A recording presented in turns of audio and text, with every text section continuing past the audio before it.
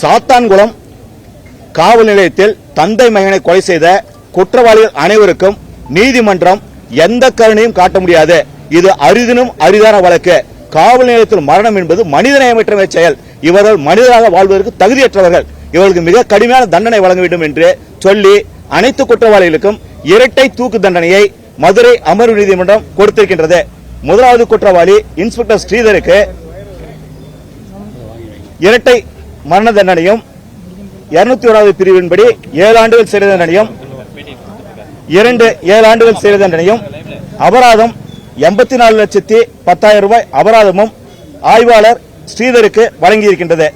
இரண்டாம் குற்றவாளி SI பாலகிருஷ்ணனுக்கு இரட்டை மரண தண்டனையும் ஒரு 7 ஆண்டுகள் சிறை தண்டனையும் ஒரு ஓராண்டு சிறை தண்டனை ஒன்றும் அபராதம் 84,10,000 நீதிமன்றம் வழங்கியிருக்கின்றது. மூன்றாம் எதிரி SI ரகு கணேசிற்கு மரண தண்டனையும் இரட்டை மரண தண்டனையும் 7 ஆண்டுகள் சிறை தண்டனை 2, 3 ஆண்டுகள் சிறை தண்டனை 1, ஓராண்டு சிறை தண்டனை 1, 52 லட்சம் அபராதமும் நீதிமன்றம் விதித்திருக்கின்றது. நான்காம் எதிரி தலைமை காவலர் முருகனுக்கு இரட்டை மரண தண்டனையும் 7 ஆண்டுகள் சிறை தண்டனை 2 பிரிவுகளிலும் ஓராண்டு சிறை தண்டனை 1 பிரிவிலும் 3 ஆண்டு சிறை தண்டனை 1 பிரிவிலும் நீதிமன்றம் வழங்கியிருக்கின்றது. 50 லட்சம் ரூபாய் அபராதம் விதித்திருக்கின்றது. ஐந்தாவது குற்றவாளி சாமிதுரை என்பவருக்கு இரட்டை தூக்கு தண்டனையும் ஒரு பிரிவின் கீழ் 7 ஆண்டு சிறை தண்டனையும் மற்றொரு பிரிவின் கீழ் ஓராண்டு சிறை தண்டனையும் 2,25,000 அபராதமும் நீதிமன்றம் விதித்திருக்கின்றது. ஆறாவது குற்றவாளி முத்துராஜ் தலைமை காவலருக்கு இரட்டை மரண தண்டனையும் 7 ஆண்டுகள் சிறை தண்டனை 2 பிரிவுகளிலும் 3 ஆண்டுகள் சிறை தண்டனை 1 பிரிவிலும் ஓராண்டு சிறை தண்டனை 1 பிரிவிலும் 32 லட்சம் அபராதமும் நீதிமன்றம் விதித்திருக்கின்றது. ஏழாம் எதிரி காவலர் செல்லதுரைக்கு இரட்டை மரண தண்டனையும் 7 ஆண்டுகள் சிறை தண்டனை 1 பிரிவிலும் ஓராண்டு சிறை தண்டனை 1 பிரிவிலும் நீதிமன்றம் விதித்திருக்கின்றது. எட்டாம் எதிரி தலைமை காவலர் தாமஸ் பிரான்சிஸ் என்பவருக்கு இரட்டை மரண தண்டனையும் 7 ஆண்டுகள் சிறை தண்டனை 1 சட்டப்பிரிவிலும் ஓராண்டு சிறை தண்டனை 1 சட்டப்பிரிவிலும் 3 ஆண்டுகள் சிறை தண்டனை 1 சட்டப்பிரிவிலும் 40,46,000 அபராதமும் நீதிமன்றம் விதித்திருக்கின்றது. 9வது குற்றவாளி காவலர் வெயிலுமுத்து என்பவருக்கு இரட்டை மரண தண்டனையும் 7 ஆண்டுகள் சிறை தண்டனை 1 சட்டப்பிரிவிலும் ஓராண்டு சிறை தண்டனை 1 சட்டப்பிரிவிலும் வழங்கியிருக்கின்றது. மற்றொரு குற்றவாளி பால்துரை இறந்துவிட்டதால் அவருக்கு தண்டனை எதுவும் நீதிமன்றம் வழங்கவில்லை. இந்த வழக்கினுடைய A1 எதிரிக்கு 342 IPC 342க்கு 1 year 1,000 rupees fine, 201க்கு 7 years and 1,000 rupees fine, 195க்கு 7 years 1,000 rupees fine, 34 7 years, 218 section IPC 3 years 1,000 rupees, 302 and 114 அது மரண தண்டனை சாகும் வரை மரண தண்டனை விதிக்கிறது நீதிமன்றம்.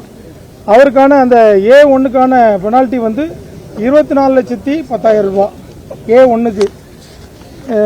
A2 பாலகிருஷ்ணனுக்கு 342ல 1 year 1,000 rupees, 201 7 years 1,000 rupees, 302 and 34 hanging, each hanging, அதாவது பெனிக்ஸுக்கு ஒரு ஹேங்கிங், ஜெயராஜுக்கு ஒரு ஹேங்கிங், 2 ஹேங்கிங். அமௌண்ட் 16,80,000 ரூபாய்.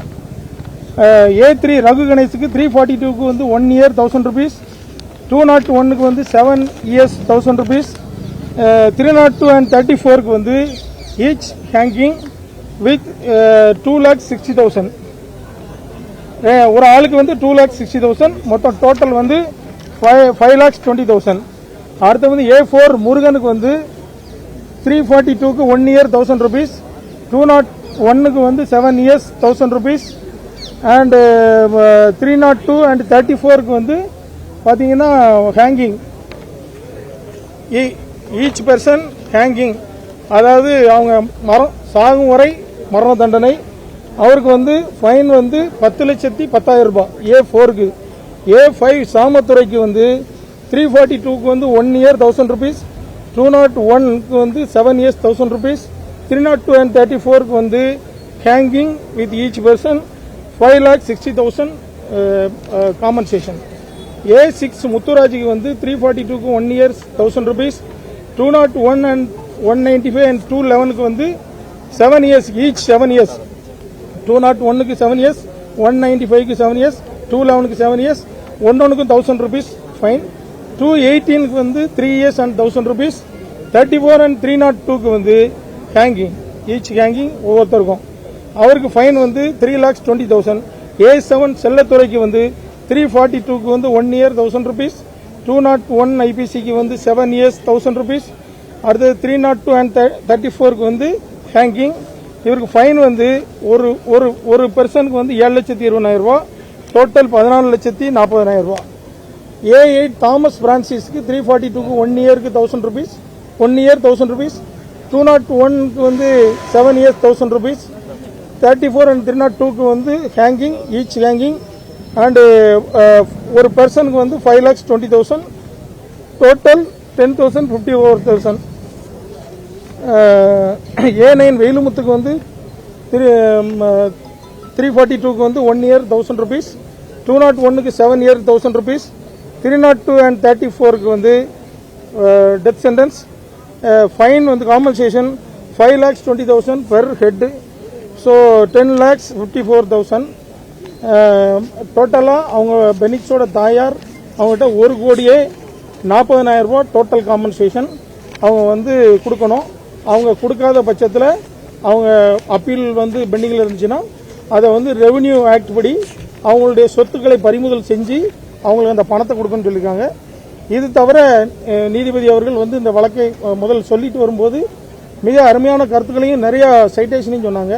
அதில் பார்த்தீங்கன்னா இது வந்து அரிதிலும் அரிதான வழக்கா இல்லையா அப்படிங்கிறத பார்க்கணும். அதை பார்க்கும் பொழுது இவங்க வந்து எந்த ஆயுதமும் இல்லாமல் நிராயுதபாணியாய் நின்றுள்ளார்கள். இவர்களை கொல்ல வேண்டும் என்ற நோக்கத்திலே காவல்துறை தாக்கியுள்ளது. இந்த மக்களுக்கு உதவ வேண்டிய காவல்துறை இவங்களை வந்து கொல்லணும்னு முடிவு பண்ணியிருக்காங்க. எனவே இதை வந்து அரிதிலும் அரிதான வழக்காக தான் இதை பார்க்கணும். Bachan Singh versus state of Punjab வழக்கில் இதை பற்றி உச்சநீதிமன்றம் தெளிவாக சொல்லியிருக்கு. காவல்துறையினர் அதாவது கஸ்டடி டார்ச்சர் செஞ்சாங்கன்னா அவங்களுக்கு எந்த விதமான ஈவு இறக்கம் கருணை காட்ட வேண்டிய அவசியம் இல்லை. அவர்களுக்கு மேக்சிமம் சென்டென்ஸ் தான் கொடுக்கணும்னு சொல்லியிருக்காங்க. இப்போ மத்திய அரசோட ரிப்போர்ட்டையும் இன்னைக்கு நீதிபதி சொன்னாங்க. அதில் இந்த மத்திய அரசு இவர்களுக்கு நீங்கள் உச்சபட்ச தண்டனையை வழங்குங்கள் என்று அவங்களுடைய குறிப்புரையை கொடுத்திருக்கின்றார்கள். தமிழக அரசினுடைய குறிப்புரையில் A1 மீது ஏற்கனவே 2 வழக்குகள் இருப்பதாகவும் A3 மீது வழக்குகள் இருப்பதாகவும் தமிழக அரசு கூறியிருக்கின்றது. இவர்கள் இங்கே வந்து எங்கள் மேலே எந்த வழக்குகளும் இல்லைன்னாங்க. ஆக்சுவலாக இவங்க மேலே வழக்கு இருக்குன்னு தமிழக அரசு சொல்லியிருக்குது. தமிழக அரசும் இவர்களுக்கு வந்து கருணை காட்டக்கூடாது, உச்சபட்ச தண்டனை கொடுக்கணும்னு சொல்லியிருக்காங்க.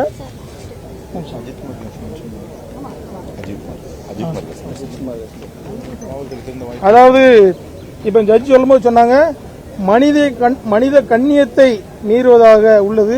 இது வந்து ஒரு சமூகத்திலே ஒரு பெரிய தாக்கத்தை ஏற்படுத்தி உள்ளது. எனவே இதை நீதிமன்றம் சாதாரணமாக கடந்து செல்ல முடியாது. இவர்கள் திருந்துவதற்காக வாய்ப்புகளை கொடுக்க வேண்டும் என்ற எண்ணம் நீதிமன்றத்திற்கு இல்லை. ஏனென்றால் இவர்கள் இரவு முழுவதும் திருந்துவதற்கான வாய்ப்பு கிடைத்தும் இவர்கள் திருந்தவில்லை. எனவே இவர்களுக்கு மரண தண்டனை விதிப்பது என்று இந்த நீதிமன்றம் முடிவு செய்கிறது. இந்த குற்றம் கொடூர குற்றம் என்று முடிவு செய்கிறது. அதுபோல குற்றத்தின் அளவை பார்க்கும் பொழுது இவர்கள் இந்த சமூகத்திலே ஒரு கொரோனா காலகட்டத்திலே கடையை திறந்தார்கள் என்பதற்காக இவர்கள் கொடூரமாக தாக்கியிருக்கின்றார்கள்.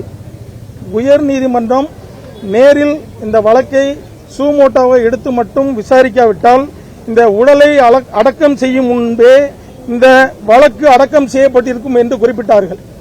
இந்த உயர்நீதிமன்றம் மட்டும் இதில் தலையிடலன்னா இவர்கள் 2 உடலை அடக்கம் பண்ணும்னால இந்த வழக்கே அடக்கம் செய்யப்பட்டிருக்கும் அப்படின்னு சொன்னாங்க.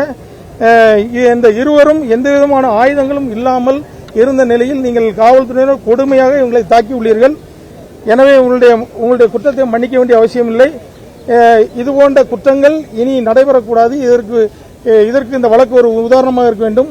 குற்ற பின்னணிக்கு ஏதாவது குற்ற பின்னணி இவங்களுடைய வயதை காரணம் காட்டி இந்த அக்யூஸ்டுடைய வயது, அவருடைய குடும்ப சூழ்நிலை, அவருடைய வயதான பெற்றோர்கள் இதெல்லாம் காரணம் காட்டி இவர்களை விட வேண்டிய அவசியம் இல்லை என்று பல்வேறு தீர்ப்புகளில் சொல்லப்பட்டிருக்கின்றது. எதிரிகள் நல்ல மனநிலையில் தான் இருந்து செய்துள்ளார்கள். நன்கு கல்வியறிவு உடையவர்கள், ஒரு கல்வி கற்காதவர்கள் இந்த செயலை செய்தார்கள் என்றால் கூட நீதிமன்றம் அவர்கள் மீது கருணை காட்ட முடியும். ஆனால் இவர்கள் நல்ல படித்தவர்கள், கல்வியறிவோடு இருந்து கொண்டு இந்த செயலை திட்டமிட்டு செய்திருக்கின்றார்கள். எதிரிகள் வேலியே பயிரை மேய்ந்தது போல இந்த மக்களை காக்க வேண்டிய காவல்துறையே மக்களை அடித்து கொலை செய்திருக்கிறது என்று மிக தன்னுடைய தீர்ப்பிலே இன்று அதை திரும்ப அதை வேலையே பயிரை இருந்தது 2 இடத்தில் குறிப்பிட்டார்கள். இதில் வந்து முகேஷ் வெர்சஸ் என்எல்ஆர்டி என்ற வழக்கில் எதிரிகள் நல்ல மனநிலையில் உள்ளார்கள் என அவருடைய வயதான பெற்றோர்களை பற்றி நாம் கணக்கில் எடுத்துக்கொள்ள வேண்டிய அவசியம் இல்லை என்றும், பிரகாஷ் வெர்சஸ் ராம்பிரசாத் வழக்கில் எதிரிகள் மேலதிகாரிகள் சொன்னதால் தான் நாங்கள் வந்து இதை செய்தோம் என்று கூறுவதை ஏற்றுக்கொள்ள முடியாது. நீங்கள் மேலதிகாரிகள் உங்களை ஒரு தவறு செய்ய சொன்னால் நீங்கள் உங்களுடைய மேலதிகாரிக்கு இதை பற்றி தெரிவித்திருக்க வேண்டும். நீங்கள் தெரிவிக்கவில்லை. எனவே உங்களுடைய மேலதிகாரி சொன்னதனால் செய்தோம் என்பதை ஏற்றுக்கொள்ள முடியாது. எதிரிகள் படித்தவர்கள், மக்களுக்கு பாதுகாப்பாக இருக்கக்கூடியவர்கள். இரவு முழுவதும் நீங்கள் அவர்களை வைத்து அடித்திருக்கின்றீர்கள். இந்த செயலை பார்க்கும் பொழுது நீதிபதி அவர்கள் சொன்னார்கள், மனமே வெந்து போய்விடும் போல் உள்ளது. இவர்கள் செய்த காரியங்களை பார்க்கும் பொழுது மனமே வெந்து போய்விடும் உள்ளது. பெனிக்ஸ் அவருடைய தாயாருடைய அந்த கண்ணீரை, அந்த அவருடைய துக்கத்தை யாராலும் நீக்க முடியாது என்று அவருடைய தீர்ப்பிலே சொன்னார்கள். அதனைத் தொடர்ந்து இவர்களுக்கு ஆயுள் தண்டனை என்பது போதுமானதாக இருக்காது. எனவே இவர்கள் வந்து காவலர்கள் தனிநபர் தவறு செய்வதற்கும் அரசு அதிகாரிகள் தவறு செய்வதற்கும் நிறைய வித்தியாசங்கள் உள்ளது. ஒரு குடும்பத்தினுடைய ஆணி வேறே புடுங்கப்பட்டுள்ளது. எனவே இதை வந்து யாராலும் இதை வந்து சாதாரண குற்றமாக இதை கருத முடியாது. இது அரிதிலும் அரிதான ஒரு வழக்கு.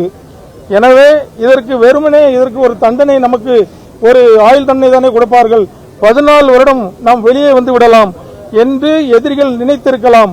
ஆனால் இந்த வழக்கில் உங்களை அப்படி விடுவதற்காக இந்த நீதிமன்றம் தயாராக இல்லை என்பதை நீதிபதி அந்த தன்னுடைய தீர்ப்பிலே சொல்லியிருக்கின்றார்கள். 14 வருடம் தானே வெளியே வந்து விடலாம் என்று நீங்கள் மற்றவர்களிடம், மற்ற உங்களுடைய உயர் அதிகாரிகளிடமும் நீங்கள் இதை இப்படி கூறி வந்திருக்கின்றீர்கள். ஆனால் நீங்கள் செய்த கொடுங்குற்றத்திற்கு உங்களுக்கு உச்சநீதிமன்றம் பல இடங்களிலே சொல்லியிருக்கின்றது. காவல் நிலையத்தில் நடக்கூடிய லாக்அப் டெத்தா இருந்தாலும் சரி, டார்ச்சரா இருந்தாலும் சரி, அவர்களுக்கு வந்து கடுமையான தண்டனை வழங்க வேண்டும் என்று சொல்லப்பட்டுள்ளது. நீங்க வந்து அந்த பெனிக்ஸும் ஜெயராஜும் தனக்குத்தானே புற்றத்திலே அடித்துக் கொண்டார்கள், தனக்குத்தானே காயத்தை ஏற்படுத்திக் கொண்டார்கள் சொல்லியிருக்கிறீர்கள். உங்களுடைய காவல் நிலையத்திலிருந்து இதற்கு முன்னால் கோயில்பட்டி கிளை சிறைக்கு வந்த 2 குற்றவாளிகளுக்கு, குற்றச்சாட்டப்பட்டவர்களுக்கு இதே புற்றத்தில் காயம் இருந்திருக்கின்றது. அப்போ உங்க காவல் நிலையத்துக்கு வர்றவங்க எல்லாருக்கும் அவங்களே அவங்களுடைய புற்றத்திலே அடித்துக் கொள்வார்களா என்று நீதிபதிகள் ஒரு கேள்வியை எழுப்பினார்கள். எங்களுக்கு மிகுந்த மகிழ்ச்சியான இன்றைய தீர்ப்பு, மிகுந்த மகிழ்ச்சி.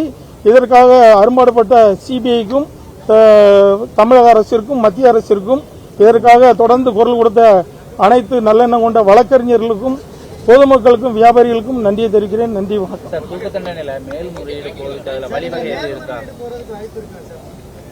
இந்த நாட்டில் வந்து எந்த தண்டனை கொடுத்தாலும் அதுக்கு மேல்முறையீடு உண்டு. ஆனால் இப்போ நீதிபதி எழுதியிருக்க தீர்ப்புகளை பார்க்கும் பொழுது அவர்கள் இப்போது உயர் நீதிமன்றத்திற்கு மேல்முறையீடு சென்றாலும், அதை தாண்டி உச்சநீதிமன்றத்துக்கு சென்றாலும் இந்த கோர்ட்டில் இப்பொழுது கொடுத்திருக்கிற தீர்ப்பு தான் கடைசி தீர்ப்பாக இருக்கும். ஏனென்றால் நமக்கு மத்திய அரசும் மாநில அரசும் நம்ம ஜட்ஜி வந்து ரிப்போர்ட் கேட்டதுனால அவங்களுடைய நிலைப்பாடை தெளிவாக சொல்லியிருக்காங்க. அதான் உங்களுடைய ஸ்டாண்ட் என்னன்னு சொல்லுங்க தான் அன்னைக்கு வந்து நீதிபதி கோவப்பட்டாங்க. அந்த ஸ்டாண்ட்லேயே பார்த்தீங்கன்னா இவங்களுக்கு உச்சபட்ச தண்டனை கொடுங்கன்னு சொல்லியிருக்காங்க. அதனால ரெண்டாவது இந்த வழக்கு நேரடியாக உயர்நீதிமன்றத்தினுடைய பார்வையில் நடைபெற்ற வழக்கு. இதற்கு இவர்கள் வந்து உயர்நீதிமன்றத்திலே எந்த அப்பீல் கொண்டு போனாலும் இவர்கள் வந்து பெயிலில் வருவது கூட முடியாது. நேரடியாக மெயின் கேஸாக தான் இவங்க பேச வேண்டியிருக்கும். மெயின் கேஸ் பேசும்போது அது ஆட்டோமேட்டிக்காக டிஸ்மிஸ் ஆகும். 5 வருஷம் வழக்கு போயிட்டு இருக்கு. 2 பேருமே ஏற்கனவே வழக்கு இருக்கு. இது வரைக்கும் மாநில அரசு வரைக்கும் சொல்லாது, இது வரைக்கும் சொல்லலாம். 5 வருஷமா சொல்லலாம். இப்பதான் ஏற்கனவே குற்றப்பத்திரிகையில் சொல்லியிருக்காங்க, சிபிஐ குற்றப்பத்திரிகை. அதாவது இப்போ கடைசி நாள் கேட்கும்போது கூட A1 வந்து உங்க மேல ப்ரீவியஸா கேஸ் இருக்குன்னா இல்லை அப்படின்னு சொன்னாரு. ஆனா எங்க நீதிமன்றத்திலே அவருக்காக ஒருத்தர் வழக்கு நடத்தியிருக்கிறார், எங்களுடைய வழக்கறிஞர். இவருடைய மனைவியை இவர் வெட்டி 307, இவர் மானூரில் காவல் உதவி ஆய்வாளராக இருக்கும்போது இவர் 307 போட்டிருக்காங்க. பிறகு ஒய்ஃபை வந்து காம்ப்ரமைஸ் பண்ணி அதில் வந்து இவர் ஆஸ்ட்ரேல் ஆகி இவர் விடுதலை ஆகிறாரு. அதன் பின்பு இவர் மனைவியை டைவர்ஸ் பண்ணியிருக்காரு. அதனால இவர் ஏற்கனவே அது அன்னைக்கு நான் சொன்னேன், இவர் ஏற்கனவே ப்ரீவியஸான இவர் குற்றவாளி தான். ஆனால் இப்பொழுது தமிழக அரசினுடைய அறிக்கையில் தான் அதை வந்து சொல்லியிருக்காங்களாம், இவர் மேலே ஏற்கனவே வழக்கு இருக்கு அப்படின்னு. இப்போ வழங்கப்பட்ட தீர்ப்பு நீங்க எப்படி பார்க்குறீங்க? மிக ஒரு சிறப்பான தீர்ப்பு. நாங்கள் உண்மையிலே வந்து ஒரு 1 2 3 4 5க்கு தான் ஹேங்கிங் இருக்கும்னு எதிர்பார்த்தோம். ஆனால் நீதிபதி அவர்கள் இதில் வந்து யாருக்குமே நீங்கள் ஆயுள் தண்டனை கொடுக்கணும், இவங்களுக்கு தூக்கு தண்டனை கொடுக்கணும் வித்தியாசமே பார்க்க முடியாது. இவர்கள் அனைவருமே கொடூர குற்றவாளிகள். ஒவ்வொருத்தரும் அவருடைய ரோலுக்கு ஏற்ற மாதிரி பண்ணியிருக்காங்க. ஸோ இவர்களுக்கு வந்து 1 முதல் 9 குற்றவாளிகளுக்கும் தூக்கு தண்டனை வழங்கியிருப்பது உண்மையிலே வரலாற்று சிறப்புமிக்க தீர்ப்பு. உண்மையிலே இந்த நீதியரசர் அவர்களை நாங்கள் தலைவணங்கி வரவேற்கிறோம். அவருடைய பெயர் என்றைக்கும் இந்த மதுரை மாவட்டத்திலே பொன் எழுத்துக்களால் பொறிக்கப்பட்டிருக்கும்.